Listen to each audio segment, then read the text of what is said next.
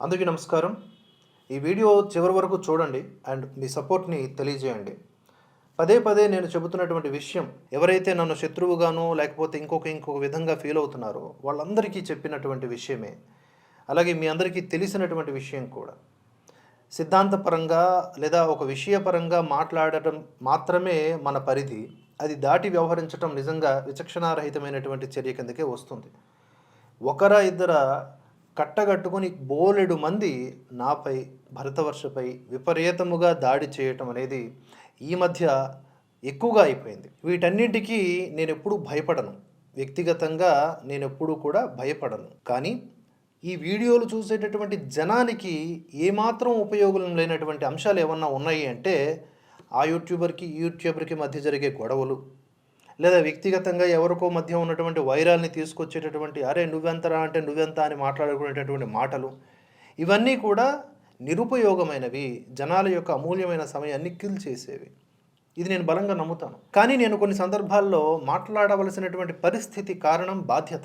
ఒక వ్యవస్థని, ఒక ఆలోచనని ముందుకు తీసుకువెళుతున్నప్పుడు దాని మీద దుర్మార్గంగా దాడి చేస్తూ ఉంటే, పేట్రేగిపోతూ ఉంటే దానికి తగ్గట్టుగా ట్యాకిల్ చేయాలి కదా! ఎంతకాలమని ఆగుతాం? ఎంతకాలమని సహనం వహిస్తాం? ఎప్పుడు నేను మాట్లాడినా, ప్రతిపాదించినా నా విషయాల పట్ల దయచేసి మీరు అబ్జర్వ్ చేసుంటే చెప్పండి. అంశాల వారీగా ఉంటుంది. వ్యక్తిగతంగా దాడి చేయటం ఎప్పుడూ జరగదు. కానీ ఆ విషయాల్ని తీసుకోలేనటువంటి వాళ్ళు నా మీద ఎన్ని రకాల బురదలు జల్లాలో అన్ని రకాలు చేస్తున్నారనమాట. అలా చల్లేసినంత మాత్రాన నేనేమైనా వెనకడుగు వేస్తానా? ఇంకా ముందుకు వెళతాను. లక్ష్యం ఒకటే ఉంది. హిందూ ఐక్యత, హిందువుల్ని అవేర్ చేయటం, హిందువుల్లో ఉన్నటువంటి మూఢనమ్మకాల్ని పాడు చేయటం, హిందుత్వం పైన మతోన్మాదాల దురాగతాల్ని ఎండగట్టడం, భారతదేశానికి సంబంధించిన అసలు చరిత్రను చెప్పటం. ఎందుకంటే మనకు దూరమైందే ఇన్ఫర్మేషన్.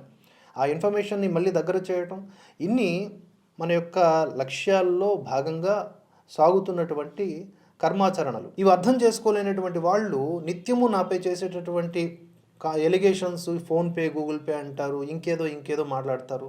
వాటన్నింటి గురించి కొన్ని వందల సార్లు వివరణ ఇచ్చుకున్నా కూడా వాళ్ళు అదే మాట్లాడుతూ ఉంటారు. అంటే గోబెల్స్ ప్రచారం లాగా ఒక పదే అబద్ధాన్ని ముందుకు తీసుకువెళ్తే అది నిజమని నమ్ముతారేమో అని. ఒకవేళ వాళ్ళనుకున్నదే సఫలీకృతమై జనమంతా కూడా నెగిటివ్ కోణంలో నన్ను చూసినా, భరతవర్షిని అనుకున్నా కూడా ఈ ప్రయాణం ఆగదు. ఎందుకంటే ఈ పనిలో నాణ్యత నాకు తెలుసు. దీనివలన జరుగుతున్నటువంటి మార్పు సమాజంలో కూడా అది గ్రహించాను కనుక, అది నాకు నచ్చింది కనుక ఈ సిద్ధాంతాన్ని ఇంకా బలంగా తీసుకువెళ్తాను. హిందూ ఐక్యత, దీన్ని ఎవరు ఛేదించినా, అలాగే మిస్ఇన్ఫర్మేషన్ ఎవరిచ్చినా దాన్ని వెంటనే ఖండించటం, జాగరణ చేయటం తప్పనిసరి. ఇక మెయిన్ పాయింట్స్కి వస్తానండి. ఇవాళ ఒక 2-3 ఛానల్స్ గురించి మాట్లాడతాను. ఒకరిద్దరు వ్యక్తుల గురించి కూడా మాట్లాడే అవకాశం ఉంది. ఈ ఫ్లోలో అది ఎప్పుడు వస్తుందో తెలియదు. ప్రధానంగా ఈ మధ్య నా మీద చేసినటువంటి కామెంట్స్ చూశారు కదా. ఒక ఛానల్, ఇక ఛానల్ పేరు కూడా ఎత్తాలని ఇష్టం లేదు. కానీ నా మూలాన దత్తపీఠం వారిని, అలాగే పరమపూజ్య గణపతి సచ్చిదానంద స్వామీజీ వారిని బ్లేమ్ చేయటం అనేది ఎంతటి అమానవీయ కోణమో, ఎంతటి నిస్సిగ్గు చర్యనో, ఎలా దాన్ని ఉపేక్షించాలి, ఎలా జీర్ణం చేసుకోవాలి.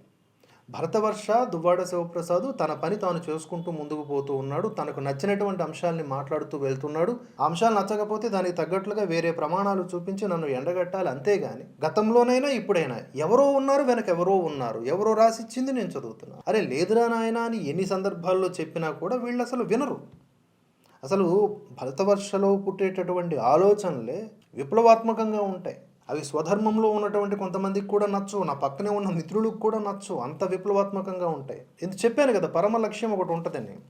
ఆ పరమ లక్ష్యమే హిందువులకు సంబంధించిన మూఢనమ్మకాలను చెరిపేయటం, హిందువులను ఐక్యం చేయటం, వారికి కావాల్సినటువంటి అసలు చరిత్ర ఏదైతే ఉందో మరుగున పడింది అది దగ్గర చేయటం. అప్పుడు ఇంకెవరూ కూడా, ఏ శత్రువు కూడా ఏమీ చేయలేడు హిందువుని.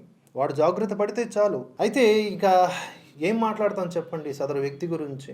నా వలన ప్రాణహాని ఉందని, నా వలన వారి పిల్లలకు కూడా, మాటలు ఎలా వచ్చాయో పాపం, వాళ్ళ పిల్లలకు కూడా ప్రాణహాని ఉందని, దీని వెనుక సంతోష్ కుమార్ ఘనపాటి గారు, ఆయన వెనుక దత్తపీఠం, కనుక ఏది జరిగినా వాళ్లే కారణం అనేలాగా ఇంతటి పాపపు చర్యలకు పూనుకొని ఇష్టం వచ్చినట్లుగా మాట్లాడి జనాల్లోకి వదిలేసి సదరు వ్యక్తి ఆ వీడియో ప్రైవేట్లో పెట్టినా సరే చాలామంది దాన్ని సర్క్యులేట్ చేస్తున్నారు. ఇది చట్టబద్ధంగా కూడా సమర్థనీయమైన చర్య కాదు. ఆలోచిస్తాను ఆ దిశగా కూడా. ఎందుకంటే నిరాధార ఆరోపణలు చేయటం చాలా హాయిగా ఉంది కొంతమంది సట్రాగాళ్ళకి. సట్రా అంటే ఎవరో కూడా వీడియో చివరిలో మీకు చెప్తాను. అన్నిట్లికి వీడియోల రూపంలో కౌంటర్ ఇవ్వడం చేయను ఇకపై.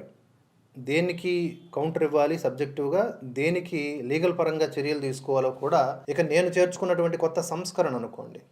ఆ విధంగా సదరు వ్యక్తి ఎందుకు ఆ పేర్లు లేవనెత్తట్లేదంటే మీ అందరికీ తెలుసు. పైపెచ్చు ఈ వివాదాన్ని నేనిక పొడిగించను. ఇక్కడితో ఆపేస్తాను. కానీ అంశాల వారీగా మాట్లాడతాను. నాకు విరుద్ధంగా నా వ్యక్తిగతంగా ఎవరన్నా టార్గెట్ చేస్తే నేను కౌంటర్స్ రూపంలో కాదు, ఇంకో రూపంలో వాళ్ళకి నేను బుద్ధి చెప్పే ప్రయత్నం చేస్తాను. కేవలం మాత్రం అంశాల వారీగా నేను ఎప్పటికీ ఆగను. హిందూ ఐక్యత, శివకేశవ అభేద తత్వము ఇత్యాది ఎన్నో విషయాల మీద నేను మాట్లాడుతూనే ఉంటాను. ఆ మాటల్లో ఎవరిని ద్వేషించను, ఎవరిని అగౌరవపరచను, మిస్ఇన్ఫర్మేషన్స్ని మాత్రం ఖండిస్తాను. ఇక రంగురాళ్ల వ్యాపారి రమణ్లాల్ కేసు విషయంలో భరతవర్ష ఎంత పోరాటం చేసిందో ప్రత్యేకించి చెప్పనక్కర్లేదు. కానీ నమ్ముకున్న వాళ్లే వెన్నుపోటు పొడిస్తే ఏం చేయాలి? ఏమీ చేయలేని పరిస్థితి. ఆర్థికంగా, న్యాయపరంగా ఎటు చూసినా కూడా సవాళ్లే ఎదురవుతున్నప్పుడు కొన్ని విషయాల్లో, అలాగే పర్సనల్గా నేను ఫ్యామిలీకి ఎక్కువ టైం కేటాయించాలి కనుక ఆ టైంలో నేను చెప్తున్నాను. నేను కొన్ని సందర్భాల్లో ఆ యొక్క పోరాటాన్ని ఆపేయవలసి రావచ్చు, కానీ పోరాటం మాత్రం ఎప్పటికీ ఆపను. ఈ మూఢనమ్మకాల మీద ఫైట్ చేస్తూనే ఉంటాను. అయితే అటు తులసి చందు లాంటి లెఫ్ట్ లాబీ జర్నలిస్టులు వీళ్ళందరూ కూడా నన్ను వెక్కిరించారు. ఈ విషయంలో నిందారోపణలు చేశారు, పనికిమాలిన న్యూస్ క్లిప్స్ తీసుకొచ్చి మాట్లాడారు. కానీ వాటన్నింటినీ కూడా గంటల వ్యవధి తీసుకుని మరి నేను ఎక్స్ప్లెయిన్ చేసినటువంటి వీడియోలు చూడండి మీరు. ఈ స్క్రీన్ మీద కనిపిస్తుంది కదా, ద రియల్ 420 తులసి చంద్ అని చేశాను. అందులో క్లియర్గా చెప్పాను, మినిట్ టు మినిట్ అది చూస్తే చాలు. ఇంకా అనుమానాలు ఉంటే కోర్టు తీర్పు వచ్చేదాకా ఆగొచ్చుగా. కోర్టు నిజంగానే నేను తప్పు చేసినట్లుగా ప్రూవ్ చేస్తే నేను తప్పకుండా మీ అందరి ముందుకు వచ్చి ఈ విషయంలో నన్ను కోర్టు దోషిగా తేల్చింది అని నేను అంగీకారం చెబుతాను. కోర్టు పరిధిలో ఉన్నటువంటి అంశాన్ని కూడా పదే ప్రస్తావించి వీళ్ళు చట్టాన్ని కూడా చేతుల్లోకి తీసుకుంటే మేము ఊరుకోవాలా? ముఖ్యంగా నేనైతే ఊరుకోను. ఇలా అదొక అంశము. ఇక ఏకంగా నేను వాళ్ళ మీద దాడి చేస్తాను, వీళ్ళ మీద దాడి చేస్తాను అని చెప్పి నా వ్యక్తిత్వ హననానికి పాల్పడుతూ ఇష్టారీతిగా మాట్లాడేటటువంటి ఆ వైనము ఎంతవరకు సమర్థనీయం? వైష్ణవ సమాజాన్ని మొత్తాన్ని నేను నా భుజాన వేసుకుని తీసుకువెళుతున్నాను అని చెప్తారు ఈవిడ. అలాగే ఆవిడనేమన్నా మనం క్వశ్చన్ చేస్తే వైష్ణవ సమాజాన్ని అంటున్నారు అనేలాగా మార్చేటటువంటి ఈవిడ మూక ఏం సమాధానం చెప్తారు నాకు చెప్పండి. మీరు భగవద్గీత మీద ప్రమాణం చేసి చెప్పండి. నిజంగా పిల్లలు అంటున్నారు, మీ పిల్లల మీద ప్రమాణం చేసి చెప్పండి, మీరు చేసిన ఆరోపణలు నిజమైనవే, నా మీద చేసినటువంటివన్నీ కూడా మీ దగ్గర ఆధారాలు ఉన్నాయి అని మీరు మీ పిల్లల మీద ప్రమాణం చేసి వీడియో రిలీజ్ చేయండి. నా వలన మీకు మీ పిల్లలకి ప్రాణహాని ఉందని వీడియో బహిరంగంగా భగవద్గీత మీద ప్రమాణం చేసి రిలీజ్ చేయండి. కృష్ణుడి యొక్క మూర్తి మీద, నేను కూడా కృష్ణ పరమాత్మ మీద ప్రమాణం చేసి చెబుతున్నాను. ఈ భరతవర్ష మీడియా మాధ్యమంగా నేను ఒక పనిముట్టులాగా పనిచేస్తున్న ఈ ప్రాసెస్లో ఎక్కడైనా ఈ జనం ద్వారా కానీ, ఈ ధర్మం పేరుతో కానీ ₹1 లేదా ₹1 దుర్వినియోగం చేస్తూ దీని ద్వారా నేను బ్రతకాలి అని ఆలోచిస్తే, ఆ సట్రా అనేటటువంటి వ్యక్తి నన్ను టార్గెట్ చేస్తూ ఇంటి ఈఎంఐలు కట్టుకుంటున్నాను, ఇంకేదో మాట్లాడుతున్నాడు కదా, ఇటువంటి విషయాలన్నింటిలో కూడా దుర్వినియోగం చేసుకుంటూ నేను కేవలం డబ్బు కోసమే ఈ మార్గాన్ని ఎంచుకున్నాను అని గనక అది నిజమైతే కృష్ణ పరమాత్మ సాక్షిగా నేను ప్రమాణం చేసి చెబుతున్నాను, తప్పకుండా నేను శిక్షించబడతాను. తప్పు చేసిన వాడు తెలివిగా చట్టం దృష్టిలోనో ఇంకో దృష్టిలోనో తప్పించుకోగలడేమో కానీ పంచభూతాలు, అష్టదిక్కులు, పరమాత్మ ఇవన్నీ రికార్డ్ చేస్తూ ఉంటాయి. ఈ సిగ్గులేనటువంటి మూక నా మీద నిరంతరం ఇవే ఆరోపణలు చేస్తే ఏమొస్తుంది? అరే నేను మాట్లాడేది సబ్జెక్టు, సరే అది అర్ధరహితము, అది తేల్చేయండి. మీకు సాయిబాబా ముస్లిము, సాయిబాబాని సాయిబాబా లాగానే పూజించండి అని అన్నాను అనుకోండి. లేదు సాయిబాబా హిందువు, సాయిబాబాని మేము సాయిరామ్ అని కూడా అంటాము, దానికి గల కారణం ఇది అని మాట్లాడండి. ఎవడు ఆపాడు మిమ్మల్ని? ఈ నా కొడుకులు, ఆ నా కొడుకులు అని రెచ్చగొట్టి తరువాత పౌరుషంతో మేము గనక రియాక్ట్ అయితే మేము బూతులు మాట్లాడినట్లుగా ప్రొజెక్ట్ చేస్తారు. నేనంట ఆడపిల్లల మీద అసభ్యకరమైనటువంటి మాటలతో థంబ్నెయిల్స్ చేశానంట. ఈమె మాట్లాడుతోంది. ఏమమ్మా ఎప్పుడు మాట్లాడాను చెప్పు? నీవు నా మీద కూసినటువంటి కారు కూతలకు సమాధానం ఇస్తూ ఒక వీడియో చేశాను, అందులో గట్టిగా సమాధానం చెప్పాను. నన్ను అరే ఊరా అంటే నేను కూడా మాట్లాడాను. అవన్నీ కూడా చర్యలకు ప్రతి చర్యల్లో భాగంగానే. ఎంతమంది ఎన్ని రకాలుగా కుట్రలు చేశారంటే వీళ్ళు అసలు ఈ బాధ అంతా మీకు చెప్పాల్సినటువంటి, మీ టైం వేస్ట్ చేయాల్సినటువంటి అవసరం లేదు. కానీ ఎక్కడో ఒక చోట వీళ్ళు ఈ అబద్ధపు ప్రచారం చాప కింద నీరులా చేస్తున్నారు కదా! ఈ వీడియో ఉపయోగపడుతుంది. అందుకనే చేస్తున్నా. నేను గురువుగారు వద్దిపర్తి పద్మాకర్ గారు స్విట్జర్లాండ్ తీసుకువెళ్లారు వారితో పాటు, అక్కడ భాగవత సప్తాహం జరుగుతూ ఉంటే. లేదా దుబాయ్ తీసుకువెళ్లారు. నేను అక్కడికి వెళ్ళాననుకోండి, నేను ఎక్కడికి వెళ్తున్నాననే ఇన్ఫర్మేషన్ కమ్యూనిటీలో పోస్ట్ చేస్తాను కదా! సో, అక్కడ ఉన్నటువంటి మమ్మల్ని రిసీవ్ చేసుకునేటటువంటి వ్యక్తుల ఫోన్ నంబర్లు అవన్నీ ఉంటాయి. వీళ్ళకి తెలిసినటువంటి నెట్వర్క్లో భాగంగా ఆ స్విట్జర్లాండ్లో ఉన్నటువంటి వీళ్ళ ఫ్రెండ్స్ ద్వారా ఫోన్ చేయించి, ఇదిగో పలానా దువ్వాడ శివప్రసాద్ మంచోడు కాదు, అలాంటి వాళ్ళని మీరెందుకు ఎంకరేజ్ చేస్తున్నారు అనేలాగా ఒక విషయాన్ని నింపేసి, నేను అక్కడికి వెళ్ళేసరికి వాళ్ళలో ఒక చెడు భావన నా మీద కలిగించేలాగా వీళ్ళందరూ ప్లాన్స్ చేస్తే, అక్కడికి వెళ్ళినటువంటి నేను ఒక వారం 10 రోజులు అర్థం కాని పరిస్థితులకి దేశం కాని దేశంలో గురైతే ఎవడు రెస్పాన్సిబిలిటీ? ధైర్యం ఉన్నోడిని, దమ్మున్నోడిని కనుక ఎలాంటి పరిస్థితులనైనా అధిగమించగలను, చిరునవ్వుతో సమస్యల్ని పరిష్కరించగలను. ఎందుకంటే వీలైనంత రాగద్వేషాలకు అతీతంగా ఉండగలిగేలాగా నన్ను మా నాన్నగారు పెంచారు. చాలా సంతోషకరమైన విషయం. ఇంతకు మించిన ఇంకా నా మీద బురద జల్లినా కూడా ఈ యొక్క నా ధోరణిలో ఎలాంటి మార్పు రాదు. నేను కూల్గా, కామ్గా నాకు వచ్చినటువంటి తెలుగు భాషతో 4 పదాలు ఎక్కువగా తెలుగు మాట్లాడతాను. నేను సంపూర్ణంగా తెలుగు పండితుడిని కాదు. దాన్ని కూడా వెక్కిరించి అలాగా తెలుగు చక్కగా మాట్లాడడం అంట సైకో లక్షణాలంట. మరి మీవేం లక్షణాలు? పిల్లల్ని కూడా తీసుకొచ్చేసారు, ఉమెన్ కార్డు వాడేశారు. నేను ఆడపిల్లల్ని బూతులు తిడతానన్నారు. ఒక్కదానికన్నా ఆధారం ఉందా? లేదు. కానీ ఇక్కడ లోకం ఎలా ఉంటుంది? ఒక ఆడపిల్ల చెబుతోంది కనుక నిజమే అయ్యి ఉండొచ్చు, ఇలా కూడా ఉంటుంది. కనుక ఒక వ్యక్తిని నిష్కారణంగా నిందిస్తే వచ్చేటటువంటి పాపం శాస్త్రాల్లో చెప్పబడి ఉన్నది. అది చూసుకొని చదివి నాకు చెప్పక్కర్లే క్షమాపణలు, కానీ రియలైజ్ అవ్వండి. ఇప్పటికైనా నేను చెబుతున్న సబ్జెక్టు మీద దమ్ముంటే మాట్లాడండి. వ్యక్తిగతంగా మీరు దాడి చేస్తే మీకంటే హీనులు ఇంకొకరు లేరు అని ఈ రోజుతో భావించి వ్యక్తిగతంగా మీరు చేసేటటువంటి విపరీత ధోరణులకి చట్టపరంగానే మాట్లాడతాను తప్ప ఇక కౌంటర్ వీడియోలు చేయండి. ఇదే కౌంటర్ లాస్ట్ వీడియో. కానీ సబ్జెక్ట్ పరంగా నేను రియాక్ట్ అవుతూ ఉంటాను. అక్కడ మాత్రం మిమ్మల్ని వదిలేదే. మీరు ఏ ముసుగుల్లో ఏ అంశాలు తీసుకున్నారో అన్నీ మాట్లాడతా. నండూరి శ్రీనివాస్ గారి విషయంలో కూడా ఇలాగే వీళ్ళందరూ వ్యవహరిస్తూ ఉంటే నేను ఆ టోపీ అమ్మ ఇత్యాది విషయాల్లో మాత్రమే ఆయన్ని ఆక్షేపించాను. అంతేగాని ఆయన్ని ఎప్పుడూ అగౌరవపరచలేదు. మన ఈ భరతవర్ష మాధ్యమం ద్వారా ఆయనకి అగౌరవపరిచేటటువంటి వ్యాఖ్యలు కొంతమంది గొప్పవాళ్ళు చేసేశారు. వాటిని ప్రైవేట్లో పెట్టాను. అందుకే నండూరిని తందూరి అని ఇత్యాది వ్యాఖ్యలతో హీనమైనటువంటి మాటలు నిజంగా ఇప్పటికీ ఆలోచిస్తే నేను ఎందుకు అవి ఖండించలేకపోయాను? ఆ క్షణాన ఎలాంటి విచక్షణ రహిత స్థితిలో ఉన్నాను నేను. ఇది కొంచెం నన్ను నేను కరెక్ట్ చేసుకోవాల్సినటువంటి విషయం. ఏ వ్యక్తినైనా సరే మనం టార్గెట్ చేసేసి ఇష్టారీతిగా మాట్లాడితే ఎలాగా? అంటే అవతల వ్యక్తి అలాంటి భాష వాడనప్పుడు మనం ఎందుకు వాడాలి అనేది నా పాయింట్. సో టోపీ అమ్మనో లేకపోతే ఇతర పూజల విషయంలోనూ మనం ఆక్షేపించటము, అనుమానించటము, విమర్శించటము అది అంతవరకు మనకి ఇచ్చినటువంటి హక్కు భగవంతుడు. కానీ వీళ్ళ యొక్క అసలు చిత్రం ఏమిటి నేను చెప్తాను ఈ సందర్భంగా. ఆయన శివకేశవ అభేదాన్ని చెబుతారు, అంతే. నచ్చరు. శివకేశవ అభేదం చెప్పినా నచ్చరు, అందరం కలిసిమెలిసి ఉందామన్నా నచ్చరు. సో ఈ ధోరణిలో ముందుకు వెళ్తున్నారు. సరే, నచ్చకపోతే అశాస్త్రీయంగా ఖండించుకుంటూ పోవాలి. వీళ్ళు ఇంకేం చెప్తారండి? ఎన్ని కాన్స్పిరసీ థియరీలో చెవిలో శేషం పోశారు బ్రాహ్మణులు, ఆడవాళ్ళని చదువుకోనివ్వలేదు, ఇవన్నీ కూడా చెప్తున్నారు. ఇవన్నీ ఉన్నాయా? మన తాత ముత్తాతలలోని ఎప్పుడన్నా సరే అవునరా మా చెవిలో శేషం పోసారా మేము వేదం నేర్చుకోబోతుంటే అని అన్న దాఖలాలు ఉన్నాయి? చరిత్ర పుటల్లో ఎక్కడన్నా రాసున్నారా? లేదు. ఈ కాన్స్పిరసీ థియరీస్ని తీసుకొచ్చి మనమే మాట్లాడితే అవి ఎవరికి ఆయుధాలు అవుతాయి? మత మార్పిడి మాఫియాకు ఆయుధాలు అవ్వవా? కనీస విచక్షణ ఉండాలి కదా. వీళ్ళు అవి కూడా ప్రమోట్ చేస్తారు. వాటిని ఖండించకూడదా మనం? విషయపరంగా నేను విభేదిస్తూ ఉంటే వ్యక్తిగతంగా వ్యక్తిత్వ హననం చేస్తూ దాడి చేస్తారా? మీరు దాడి చేస్తే నేను భయపడతానా? చెప్పా కదా ఏం చేస్తాను.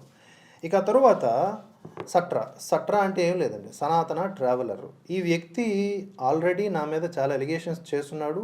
కొన్ని నేను ఏ దారిలో బుద్ధి చెప్పాలో ఆ దారిలో చెప్తాను. సేమ్ ఈయన కూడా పరిధి దాటి ఆ నా కొడుకు, ఈ నా కొడుకు అనే భాష, జీ భాష, ఎల్ భాష ఒకటి కాదు, అన్ని పరుష పదజాలాలే. అరే సాయిబాబా విషయంలో నీకు ప్రాబ్లం వచ్చింది, అక్కడ వరకు మాట్లాడు. ఆ తర్వాత ఇవన్నీ సన్నాసి అని సైకో అని నేను మాట్లాడింది, ముందు నేను అనలేదు.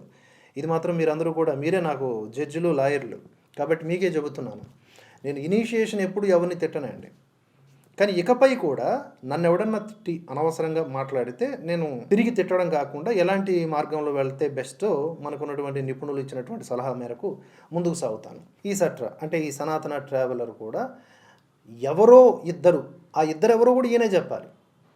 ఒక ఆడియో క్లిప్ ఒకటి పెట్టి రసికుడు అని నన్ను పెట్టి నాకేదో ఇంకొక స్త్రీతో సంబంధం ఉంది అనేలాగా పోర్ట్రే చేశాడు. ఎంత పెద్ద చట్ట విరుద్ధమైన చర్య అది!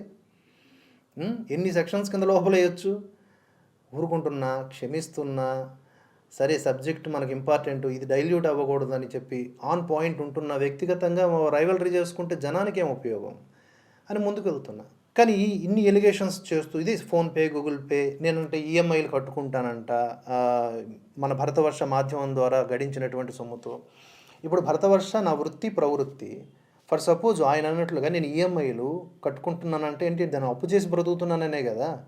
ఈఎంఐల్లో ఉన్నానంటే ఇంకా ఆర్థికంగా స్థిరత్వం లేనట్లే. ఈ ఈఎంఐలు కట్టుకోకూడదా, నేను పిల్లలకు స్కూల్ ఫీజులు కట్టకూడదా అంటే అడ్రస్లు లేకుండా అయిపోవాలా ఏంటి? ఈ సట్రా తెలివితేటలు ఏంటి నాకు అర్థం కావట్లేదు. అందుకని వీళ్ళందరూ కూడా మ్యాటర్ తక్కువ కావడంతో నా మీద వ్యక్తిగత దాడి చేస్తున్నారు. ఎవడిచ్చాడు నీకు రైట్? ఆధారం ఉంటే నా మీద కేసు వేయి, నన్ను లోపల వేయించేసేయండి. నేను నిజంగా అలాంటి తప్పులు చేసుంటే నన్ను నిజంగా నేను బెదిరించి నా వల్ల మీకు ప్రాణహాని ఉంటుంది. ఈ సట్రా కూడా అలాగే పెడతాడు కామెంట్స్, నాకు భరతవర్ష వల్ల ప్రాణహాని ఉంది అని. అంటే ఎంతమందికి నా వల్ల ప్రాణహాని? ఎలా కనిపిస్తున్నారా? నన్ను నేను గ్యాంగ్స్టర్ చేద్దాం అనుకుంటున్నారా మీరు? నాకు అర్థం కావట్లేదు. ఏం చేద్దాం అనుకుంటున్నారు మీరంతా? మ్యాటర్ మాట్లాడంట్రా అంటే ఏదో వేసి ఇంకేదో మాట్లాడతానంటే ఎలాగా? అలాగే ఈ సట్రా ఏమంటాడంటే, ఈయన సద్గురువు మీద ఫైట్ చేయాలి, సద్గురు సనాతన ధర్మానికి గ్లాని కలిగిస్తూ ఉన్నాడు, సద్గురు మీద నువ్వు ఫైట్ చేస్తే గనక, గతంలో ఫైట్ చేసి ఆపేశావు, ఫైట్ చేస్తే గనక ట్రోల్స్కు భయపడే అంట నేను ఆపేశాను, ఆయన సహకరిస్తాడంట. నువ్వు సహకరించాలనుకుంటే 2 అంశాల మీద మన పోరాటం చేద్దాం. సద్గురు, సాయిబాబా, అలాగే ఇంకేమన్నా అభ్యంతరకరమైనటువంటి స్వామీజీలు ఉంటే వాళ్ళందరి మీద, ఇంక్లూడింగ్ సాయిబాబా అయితేనే నువ్వు నా యొక్క పోరాటంలో జాయిన్ కా. సాయిబాబాని ఏం అనకూడదు, ప్రశ్నించకూడదు. సద్గురుని నువ్వు ప్రశ్నించేస్తావా? నాకు రైట్ ఉంది, నేను సద్గురుని క్వశ్చన్ చేయగలను, సాయిబాబాని క్వశ్చన్ చేయగలను. ఎందుకంటే నేను రెండిట్లో ఉన్నటువంటి లోపాలని గ్రహిస్తూ ఉన్నాను, లేదా నేను అనుకుంటున్నాను. అభిప్రాయ భేదాలు అంటారు వాటిని. అక్కడ వరకు నేను చెప్పగలుగుతాను, నాకు రైట్ ఉంది. నువ్వు సాయిబాబాని మాత్రం ఏవో 4 పుస్తకాలు తీసుకొచ్చి వెనకేసుకొస్తే సద్గురు ఫాలోవర్స్ కూడా సద్గురు వెనకేసుకొస్తారు. సద్గురువు కదా, కొంతమంది గురువు ఆయన. నీకెలా బాబా గురువు, కొంతమందికి జగ్గి వాసుదేవ్ గురువు. ఎలా నువ్వు కాదంటావు? ఎవడిచ్చాడు నీకు హక్కు? ఈయనంటే నాకు ఇస్తాడంట సబ్జెక్టు. నీకు ముందు నింపుకో ఫస్ట్. ఇలా వీళ్ళందరూ కూడా అవుట్ ఆఫ్ కాంటెక్స్ట్లోకి వెళ్ళి నా వ్యక్తిగతంగా దాడి చేస్తున్నారు. మాట్లాడితే ఇదే. ఇక దాడులు కాదు కానీ యూబీఎస్ ఉగ్ర భార్గవ సేన అనే ఛానల్ గురించి కూడా మాట్లాడేస్తాను ఈ వీడియోలోనే. వీళ్ళు కూడా ఈ మధ్య నా గురించి మాట్లాడుతూ ఉన్నారు. అంటే గతంలో కూడా మాట్లాడారు, పాజిటివ్ నెగిటివ్ 2 సందర్భాల్లోనూ నేను రియాక్ట్ అవ్వాలా. పాజిటివ్గా మాట్లాడినప్పుడు రియాక్ట్ అవ్వాలా, నెగిటివ్గా మాట్లాడినప్పుడు రియాక్ట్ అవ్వాలి. ఇన్ బిట్వీన్ సదరు వ్యక్తికి నాకు మధ్య ఒక వాదన అనేది వచ్చేటప్పుడు వీళ్ళు సపోర్ట్ చేసే టైంలో మీరు రండి మా ఛానల్కి అని ఉగ్ర భార్గవ సేన వారు నన్ను ఆహ్వానించారు. కరెక్ట్గా ఆ మరుసటి రోజే నేను స్విట్జర్లాండ్ వెళ్ళబోతున్నాను.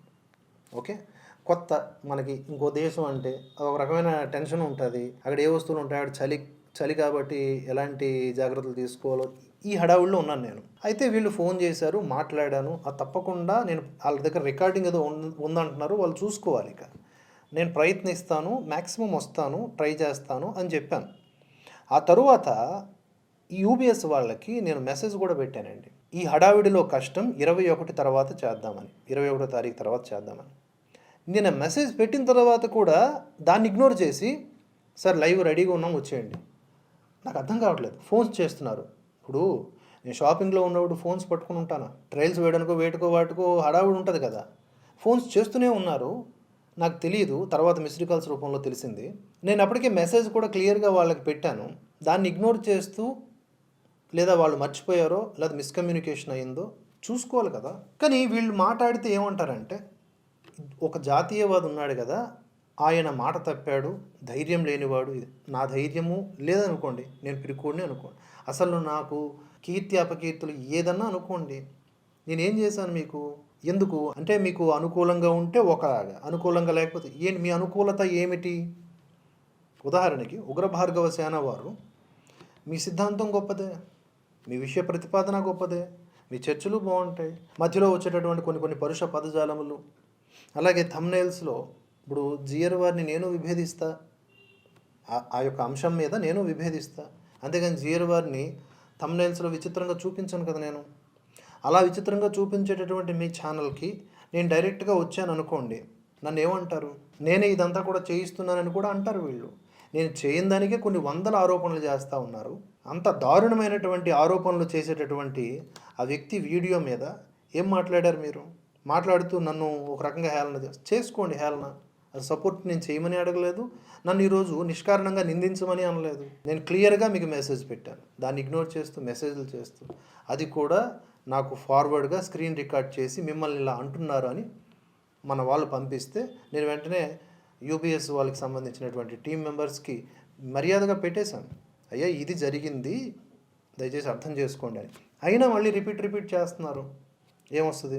సరే మీ ఇష్టం, మీరు ఆన్లైన్లో మాట్లాడుతున్నారు కాబట్టి నేను ఆన్లైన్లో చెప్పాల్సి వస్తుంది. ఇక చివరిగా నేను చెప్పాలనుకుంటుంది ఏంటి అంటే, మన మైసూరు దత్తపీఠం గణపతి సచ్చిదానంద స్వామి వారిని వారి పాదపద్మములకు నమస్కరిస్తూ వారిని క్షమించమని అడుగుతున్నా. నాకు సంబంధం లేకపోయినా నా కారణంగా మిమ్మల్ని అన్నారు, చాలా దారుణమైనటువంటి నిందలు వేశారు, నా ద్వారా ప్రాణహాని ఉందట, నా వెనక ఉంది గణపతి సచ్చిదానంద స్వామి వారంట. ఎంతటి మూర్ఖత్వపు, ఎంతటి పైశాచికత్వపు ఆరోపణ, ఏమిటి ఆధారం దానికి? ఎలా క్షమించాలి దాన్ని? కనుక ఏం చేయాలి అనేది నేను భవిష్యత్తులో ఆలోచిస్తాను.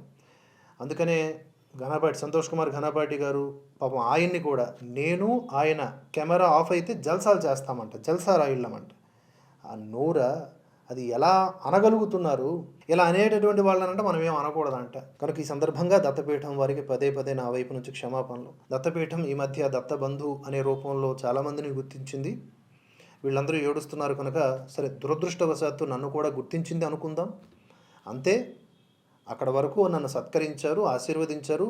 వీళ్ళు అన్నట్టు ఒక ₹1,00,000 ఇచ్చారు. ₹1,00,000 అదొక ఏడుపు.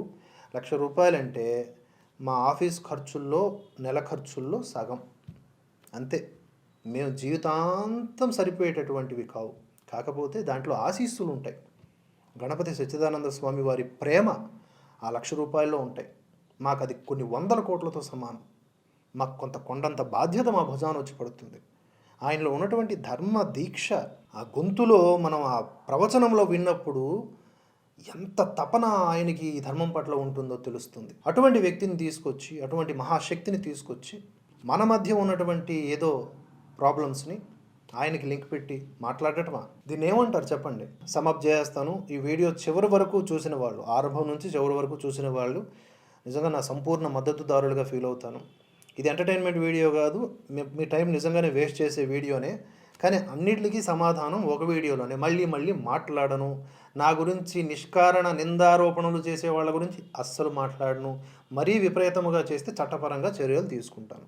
విపరీతముగా లేదు, నేను గనక నిజంగా తప్పు చేశానంటే ఆధారాలు సబ్మిట్ చేసి పోలీస్ స్టేషన్లో నా మీద కేసు బుక్ చేసేయండి, న్యాయపరంగా నా మీద ఫైట్ చేయండి. నోటికి వచ్చింది మాట్లాడేస్తాం, ఏమీ అనొద్దు అంటే కుదరదు. ఏమీ అనను, కానీ చట్టపరంగా నా పని నేను చేసుకుంటూ పోతాను. అలాగే భరతవర్ష మాధ్యమం కానీ, భరతవర్షలో పనిచేస్తున్న మేము కానీ ఎక్కడన్నా అనుమానాస్పదముగా తప్పు చేస్తున్నట్లుగా అనిపిస్తే దయచేసి ఎటువంటి ఎంకరేజ్మెంట్ చేయకండి. నేను ఏ రోజు కూడా మీరు నాకు ఇచ్చి తీరాల్సిందే, మీరు ఇవ్వకపోతే ఎలాగా, మీకోసం నేను అంత కష్టపడుతున్నాను, నేనేమీ కష్టపడట్లా.